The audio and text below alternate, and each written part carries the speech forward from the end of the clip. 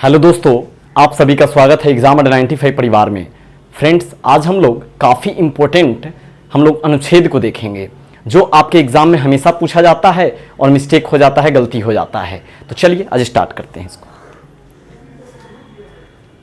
राष्ट्रपति यानी प्रेसिडेंट साहब प्रेसिडेंट अध्यादेश जारी करते हैं आर्टिकल 123 के तहत।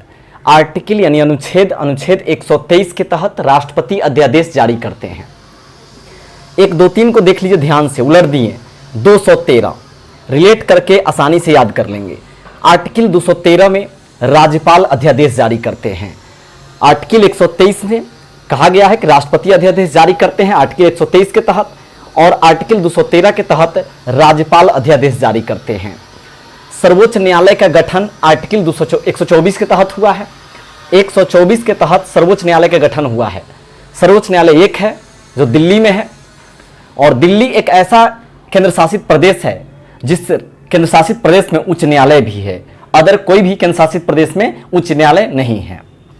तो एक दिल्ली में उच्च न्यायालय है। तो दिल्ली उच्च न्यायालय का स्थापना 1966 में हुआ था, लेकिन सर्वोच्च न्यायालय का स्थापना 1950 में हुआ था, और आर्टिकल 124 में इसकी चर्चा है। उच्च न्यायालय का गठन राज्य के लिए होता है, तो आर्टिकल 214 के तहत उच्च न्यायालय का गठन हुआ है। और अभी वर्तमान में कितने उच्च न्यायालय हैं टोटल? तो 25 उच्च न्यायालय हैं पूरे भारत में।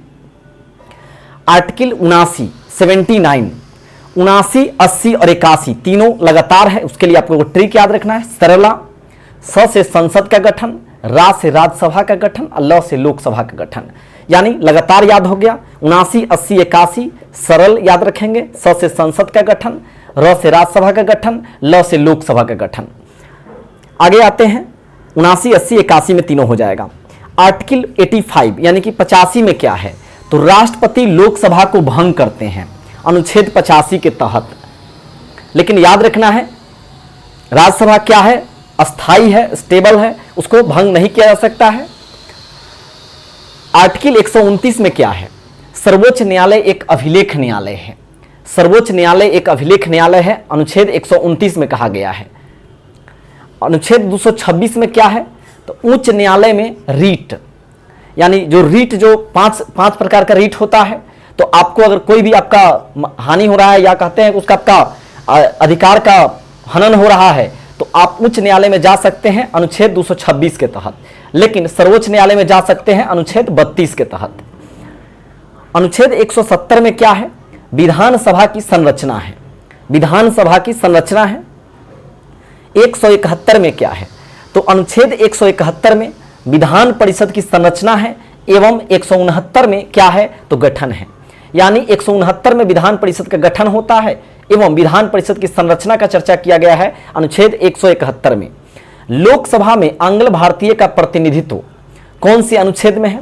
तो अनुच्छेद 331 के तहत लोकसभा में आंग्ल भारतीय का प्रतिनिधित्व।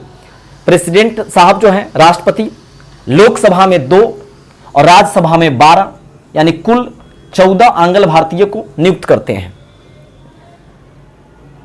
अनुच्छेद 280 में क्या है? तो वित्त आयोग का गठन होता है। राष्ट्रपति वित्त आयोग का गठन करते हैं, 5 वर्ष के लिए करते हैं, आर्टिकल 280 के तहत। आर्टिकल 155 में क्या है? तो 155 में राज्यपाल की नियुक्ति है। राज्यपाल की नियुक्ति अनुच्छेद 155 में है। अनुच्छेद 50 क्या है? तो कार्यपालिका से न्यायपालिका का पृथक्करण है। कार्यपालिका का न्यायपालिका से पृथक्करण है, अनुच्छेद 50 में है। अनुच्छेद 315 में क्या है? संघ एवं राज्यों के लिए लोक सेवा आयोग का गठन। 315 में लोक सेवा का गठन है। और ऐसे अगर आपसे बात करें ईयर में यूपीएससी की स्थापना कब हुई थी, तो 1926 में, और पीएससी की स्थापना कब हुआ था? 1937 में। तो अनुच्छेद 315 में क्या है? संघ एवं राज्यों के लिए लोक सेवा आयोग है। 320 में क्या है? तो संघ लोक सेवा आयोग के कार्य को बताया गया है 320 में। और 317 में क्या बताया गया है? तो खतरा, यानी कि जो इसके जो अध्यक्ष चाहे जो इसके मतलब मेंबर होते हैं उनके लिए खतरा है 317 में, यानी को पद से हटा दिया जाएगा 317 के तहत। आर्टिकल 148 में क्या है? भारत के महालेखा नियंत्रक परीक्षक यानी कि कैग की चर्चा किया गया है अनुच्छेद 148 में। अनुच्छेद 108 में क्या है? कुछ दशाओं में संयुक्त बैठक है, इसको ध्यान दीजिए, पकड़ के रखिएगा। जब लोकसभा में चाहे राज्यसभा में किसी बात को लेकर बहस छिड़ जाती है तो फिर दोनों को एक संयुक्त बैठक के बुलाकर, और ये बुलाते हैं राष्ट्रपति साहब, लेकिन इसकी अध्यक्षता कौन करेंगे तो लोकसभा अध्यक्ष करते हैं। तो 108 के तहत इसको किया जाता है।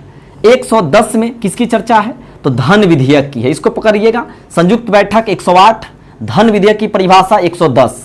लेकिन 112 में क्या है तो बजट, यानी वार्षिक वित्तीय विवरण, पूरे वर्ष का वित्तीय विवरण होता है, वार्षिक वित्तीय, उसी को बजट कहते हैं, 112 में है।